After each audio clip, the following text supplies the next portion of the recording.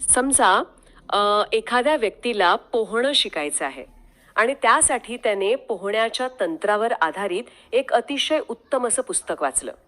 बरोबर. म्हणजे हात कसे हलवायचे, श्वास कसा रोखायचा, पायांची हालचाल कशी असावी, या सगळ्याचे नियम त्याने अगदी मुखोद्गत केले. पण जोपर्यंत ती व्यक्ती प्रत्यक्षात पाण्यात उडी मारत नाही तोपर्यंत तिला खऱ्या अर्थाने पोहता येईल का? शक्यच नाही. कारण पुस्तकातून पोहणे शिकणे आणि प्रत्यक्षात पाण्यात उडी मारणे यात जमीन आसमानाचा फरक आहे. अगदी तोच फरक केवळ पुस्तकी ज्ञान मिळवणं आणि ते प्रत्यक्षात वापरणं यात आहे. आजच्या आपल्या या सखोल चर्चेत आपण एका अशाच अतिशय रंजक विषयाच्या मुळाशी जाणार आहोत. नक्कीच. जिथे एका शाळेने चक्क पुस्तके बाजूला ठेवून मुलांना थेट व्यवहाराच्या पाण्यात उतरवलं. म्हणजे 27 मार्च 2026 रोजी ठाणे जिल्ह्यातील शहापूर तालुक्यातील जिल्हा परिषद शाळा साखरोळी येथे एक अतिशय प्रेरणादायी घटना घडली. अरे वा, साखरोळी शाळा. बरोबर. हो. या शाळेत आयोजित करण्यात आलेल्या बाल आनंद मेळावा या उपक्रमाच्या अहवालावरून आपण आज हे समजून घेणार आहोत की शालेय शिक्षण केवळ 4 भिंतीं मर्यादित न राहता ते प्रत्यक्ष अनुभवाशी कसं जोडलं जाऊ शकतं. साखरोळी शाळेचा हा उपक्रम मला वाटतं शिक्षण क्षेत्रातील एका अत्यंत महत्त्वाच्या पैलूवर प्रकाश टाकतो. आपण नेहमीच शिक्षणाच्या आणि ज्ञानाच्या दर्जाबद्दल खूप चर्चा करत असतो. होय ना. नेहमीच चालतं ते. पण प्रत्यक्षात त्या ज्ञानाचा जीवनात कसा वापर करायचा हे शिकवणं सर्वात कठीण काम असतं. साखरोळी शाळेच्या या बाल आनंद मेळाव्याने याच कठीण प्रश्नाचं उत्तर एका अतिशय साध्या पण अत्यंत प्रभावी अशा कृतीतून दिले. बरोबर. या बाल आनंद मेळाव्याचे उद्घाटन साखरोली केंद्राचे केंद्रप्रमुख आदरणीय महेंद्र धिंते सर यांनी केले. होय. आणि त्यानंतर शाळेच्या प्रांगणात जे काही घडलं ते केवळ एक उत्सव नसून तिथे नक्की काय झालं हे आपण सविस्तर समजून घेऊया. या मेळाव्यात विद्यार्थ्यांनी स्वतः विविध खाद्यपदार्थ बनवले आणि विक्रीसाठी त्यांचे छोटे छोटे स्टॉल्स शाळेच्या आवारात उभारले. क्या बात है. म्हणजे थेट प्रॅक्टिकल. हो.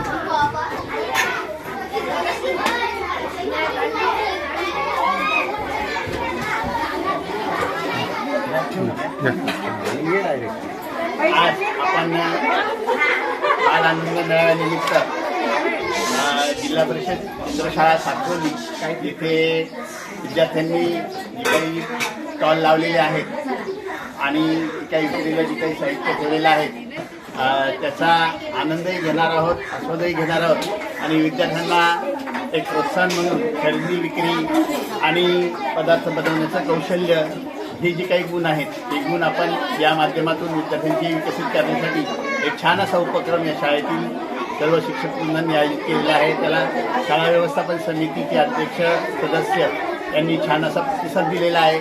आपण स्टॉलचं परीक्षण करूया, निरीक्षण करूया आणि पदार्थांचा पण आस्वाद घेऊया. चला, पहिला स्टॉल आपण बघू. काय बनवलंय? इडली बनवलंय. किती कशी आहे? द्या ना आम्हाला एक प्लेट. या अहवालातील एका अतिशय महत्त्वाच्या वाक्याकडे लक्ष द्या. कोणतं वाक्य? अहवालात असं म्हटलंय की विद्यार्थ्यांनी स्वतः बनवलेले पदार्थ विक्रीसाठी ठेवले. अच्छा, म्हणजे बाहेरून रेडीमेड आणून नाही विकले. अगदी बरोबर. याचा अर्थ असा की विद्यार्थ्यांनी केवळ बाजारातून तयार वस्तू आणून त्यांची विक्री केली नाही, त्यांनी स्वतःच्या हाताने कच्च्या मालाची जुळवाजुळव करण्यापासून ते प्रत्यक्ष ग्राहकाच्या हातात तो तयार पदार्थ देण्यापर्यंतचा संपूर्ण प्रवास स्वतः अनुभवलाय. अरे वा. म्हणजे उत्पादनापासून ते प्रत्यक्ष विक्रीपर्यंतची जी पूर्ण साखळी असते ती त्यांनी स्वतःच्या पातळीवर पूर्ण केली तर. होय ना. आणि म्हणूनच हे जरा अधिक बारकाईने समजून घ्यायला हवं. केवळ वर्गात बसून गणिते सोडवण्यापेक्षा हा अनुभव नक्की वेगळा कसा ठरतो ते बघा. म्हणजे त्यांना यासाठी आधी खूप विचार करावा लागला असेल, बरोबर ना? निश्चितच. या प्रक्रियेत दडलेलं जे गणित आणि नियोजन आहे ते समजून घेणं गरजेचं आहे. समजा एका विद्यार्थ्याने ठरवलं की त्याला भेळ विकायची आहे. हा, भेळ लहान मुलांचा आवडता पदार्थ. हो. आता वर्गात त्याला गणिताच्या पुस्तकातून नफा आणि तोटा या संकल्पना शिकवल्या जातात. पण इथे त्याला स्वतः बाजारात जाऊन किंवा घरातून चुरमुरे, शेव, कांदा, टोमॅटो यांसारखं साहित्य गोळा करावं लागतं. बरोबर आहे. त्यासाठी एकूण किती खर्च आला हे त्याला आधी मांडावं लागतं. या सर्व साहित्यातून किती वाट्या भेळ तयार होईल याचा त्याला आधीच अंदाज बांधावा लागतो. म्हणजे कॉस्टिंग आणि एस्टिमेशन. अगदी. आणि सगळ्यात महत्वाचं म्हणजे आपला एकूण खर्च वजा जाता आपल्याला 2 पैसे जास्तीचे मिळावेत यासाठी एका वाटीची किंमत किती ठेवायची हे त्याला स्वतः ठरवावं लागतं. बापरे, हा जो संपूर्ण विचार आहे तो एका लहान मुलाच्या बौद्धिक क्षमतेचा खऱ्या अर्थाने कस पाहणारा असतो. हो ना, पुस्तकातून वाचलेला नफा तोटा प्रत्यक्ष बाजारात कसा काम करतो हे ते मूल स्वतः अनुभवत असतं. ही प्रक्रिया खरोखरच एखाद्या उद्योजकासारखी आहे. म्हणजे नुसती किंमत ठरवून भागत नाही, तर त्यांना ग्राहकाला आकर्षितही करावं लागतं. बरोबर, मार्केटिंग करावं लागतं. माझी भेळ का चांगली आहे किंवा माझा वडापाव कसा चविष्ट आहे हे पटवून द्यावं लागतं ना समोरच्याला. आणि प्रत्यक्ष खरेदी विक्रीच्या वेळी होणारा जो संवाद असतो तो तर या संपूर्ण उपक्रमाचा गाभा आहे. म्हणजे कसं? जेव्हा एखादा ग्राहक 100 रुपयांची नोट देतो आणि 15 रुपयांची भेळ घेतो, तेव्हा वेळेवर अचूक सुट्टे पैसे परत करणे हे खूप मोठं कौशल्य आहे. नक्कीच, तिथे गोंधळ उडू शकतो मुलांचा. हो, इथे गणिताचे पाढे फक्त पाठ असून चालत नाहीत, तर ते वेळेवर आठवून उपयोगात आणावे लागतात. ग्राहकाशी नम्रपणे कसे बोलायचं, आपल्या पदार्थाची मांडणी आकर्षक कशी करायची, आपला स्टॉल स्वच्छ कसा ठेवायचा, या सगळ्या गोष्टी त्यांनी प्रत्यक्ष मैदानात उतरून शिकल्या. क्या बात आहे. म्हणूनच हा केवळ एक मनोरंजनाचा खेळ नव्हता, तर तो प्रत्यक्ष व्यवहार ज्ञानाचा एक अतिशय जिवंत धडा होता असं मी म्हणेन. हे ऐकल्यावर माझ्या लक्षात येतंय की तो स्टॉल केवळ एक लाकडी टेबल नव्हता, तर ते त्या विद्यार्थ्यांचं पहिलं छोटंसं व्यावसायिक पाऊल होतं. अगदी तसंच. तो त्यांचा एक नवा उद्योग होता. पण अशा प्रकारचा उपक्रम राबवणे, विशेषतः प्राथमिक शाळेच्या पातळीवर, हे काही सोपं काम नाहीये. यामागे नक्कीच खूप मोठं नियोजन आणि धाडस असावं लागतं. हो, शिक्षकांचा वाटा यात खूप मोठा आहे. शाळेचे मुख्याध्यापक श्री राजेश पवार, तसेच सहशिक्षक श्री गुरुनाथ खारीक, श्री नितीन पाटील आणि सौ मंदा मोरे मॅडम यांनी यासाठी जे विशेष परिश्रम घेतले त्याचा उल्लेख इथे करणं गरजेचं आहे. नक्कीच गरजेचं आहे. कारण मुलांना केवळ स्टॉल लावा असं सांगून प्रोत्साहन देणं पुरेसं नसतं, तर त्यांना अशी एक व्यवस्था उभी करून द्यावी लागते जिथे ते हा सगळा प्रयोग निर्धोकपणे करू शकतील. शिक्षकांची हीच भूमिका अत्यंत कळीची ठरते बघा. या सर्व शिक्षकांनी आणि मुख्याध्यापकांनी मिळून मुलांना एक सुरक्षित वातावरण उपलब्ध करून दिलं. सुरक्षित वातावरण म्हणजे हे असं वातावरण होतं जिथे मुले चुका करू शकतील. एखादा हिशोब चुकणे, ग्राहकाशी बोलताना अडखळणे किंवा एखादा पदार्थ मनासारखा न बनणे, या सर्व चुका या प्रक्रियेचा नैसर्गिक भाग आहेत. हो, चुकांशिवाय कसं शिकणार? पण या चुकांमधून शिकण्याची संधी त्यांना शाळेच्या सुरक्षित आवारात मिळाली. या संपूर्ण प्रक्रियेत शिक्षकांनी केवळ एका मार्गदर्शकाची भूमिका बजावली. त्यांनी मुलांचं काम स्वतः केलं नाही किंवा त्यांच्यात विनाकारण हस्तक्षेप केला नाही. अच्छा, म्हणजे त्यांनी मुलांना हा स्वातंत्र्य दिलं होतं. हो, त्यांनी मुलांना स्वतःचे निर्णय स्वतः घेऊ दिले.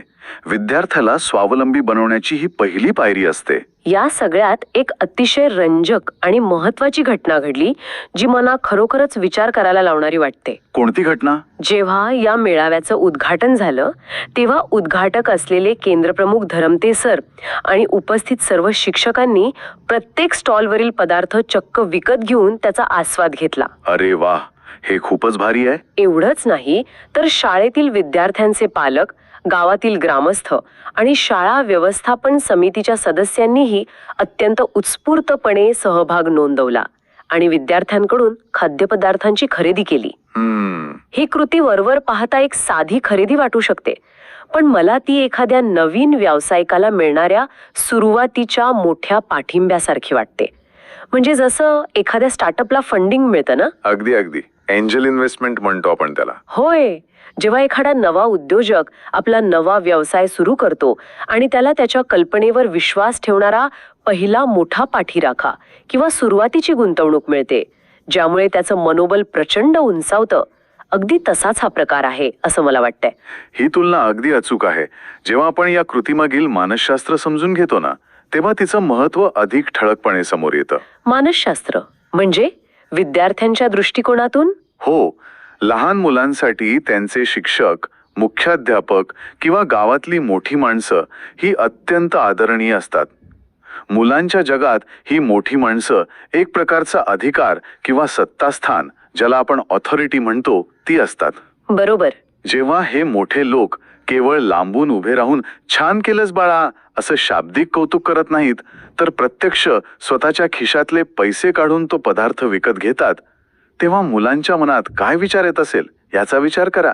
त्यांना नक्कीच वाटत असेल की माझ्या हाताने बनवलेल्या पदार्थाला खरोखरच काहीतरी मूल्य आहे.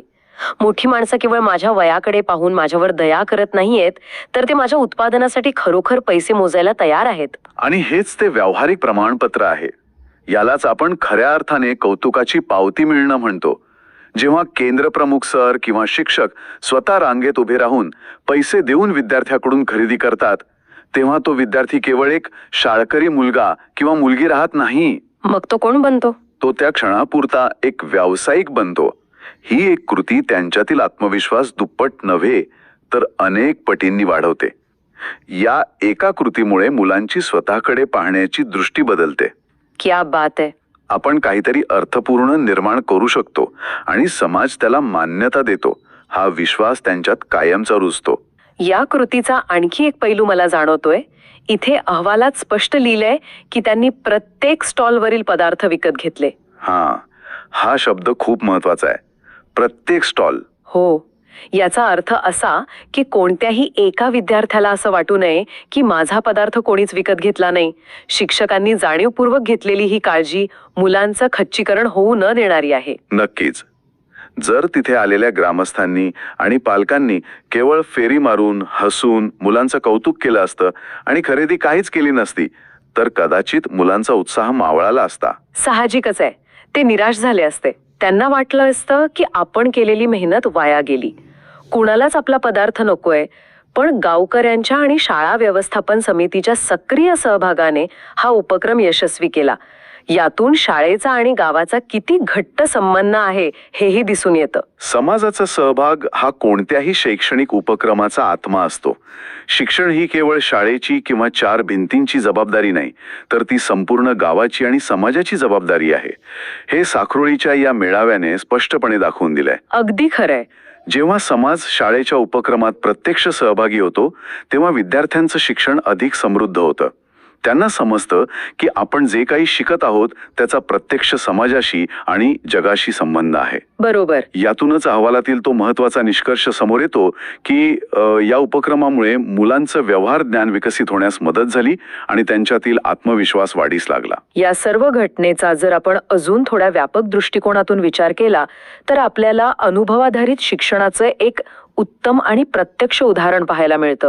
होय, एक्सपिरियन्शियल लर्निंग ज्याला आपण म्हणतो. होय, या संपूर्ण उपक्रमाचा जो निष्कर्ष आहे तो याच गोष्टीवर भर देतो की पुस्तकी शिक्षणाची आणि प्रत्यक्ष अनुभवाची सांगड कशी घातली जावी. या घटनेच्या नोंदीमध्ये एक अतिशय सुंदर आणि अर्थपूर्ण विचार मांडला आहे. कोणता विचार? त्यात असं लिहिलंय, या सर्व प्रक्रियेतून मुलांना एक वेगळाच आनंद मिळाला. हा जो वेगळाच आनंद आहे तो नेमका काय आहे? तो फक्त थोडे पैसे कमावण्याचा किंवा गल्ल्यावर बसण्याचा नक्कीच नाहीये. तो पैशांचा आनंद तर नक्कीच नाहीये.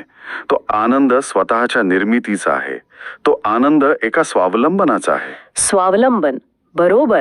जेव्हा एखादा विद्यार्थी पहाटे लवकर उठून आईच्या मदतीने एखादा पदार्थ बनवतो, त्याची चव घेतो, तो शाळेत अत्यंत काळजीपूर्वक घेऊन येतो, आपल्या स्टॉलवर त्याची आकर्षक मांडणी करतो, आणि शेवटी एखादा ग्राहक येऊन तो पदार्थ विकत घेतो आणि त्याच्या चवीचं कौतुक करतो, तेव्हा त्या पूर्ण प्रक्रियेत दडलेला जो आनंद आहे ना, तो कुठल्याही लेखी परीक्षेत मिळणाऱ्या मार्कांपेक्षा कितीतरी पटीने मोठा आणि खरा असतो. खरंच, कारण इथे विद्यार्थ्याने स्वतःच्या क्षमतांचा, स्वतःच्या विचारांचा प्रत्यक्ष वापर केलेला असतो. अगदी बरोबर. आणि आजच्या आपल्या शिक्षण व्यवस्थेमध्ये साखरोळी जिल्हा परिषद शाळेचा हा उपक्रम किती गरजेचा आहे हे यातून सिद्ध होतं. आपण अनेकदा पाहतो आणि अनुभवतो की पुस्तकी ज्ञान आणि प्रत्यक्ष जगातील व्यवहार यांच्यात एक खूप मोठी दरी आहे. हो, ती दरी तर खूपच मोठी आहे. विद्यार्थी शाळेत खूप चांगले गुण मिळवतात, गणितात किंवा विज्ञानात पैकीच्या पैकी मार्क आणतात, पण जेव्हा प्रत्यक्ष जगात जाऊन एखादा साधा व्यवहार करण्याची, 4 अनोळखी लोकांशी संवाद साधण्याची किंवा एखादी छोटीशी अडचण स्वतः सोडवण्याची वेळ येते, तेव्हा ते गोंधळून जातात. हो, त्यांच्यात तो आत्मविश्वास नसतो. साखरोळी शाळेचा हा आनंद मेळावा त्या दरीवर बांधलेला एक मजबूत पूल आहे असं मला वाटतं. अनुभव आधारित शिक्षणाचं खरं महत्व हेच आहे की ते विद्यार्थ्याला केवळ माहिती साठवणारं यंत्र बनवत नाही.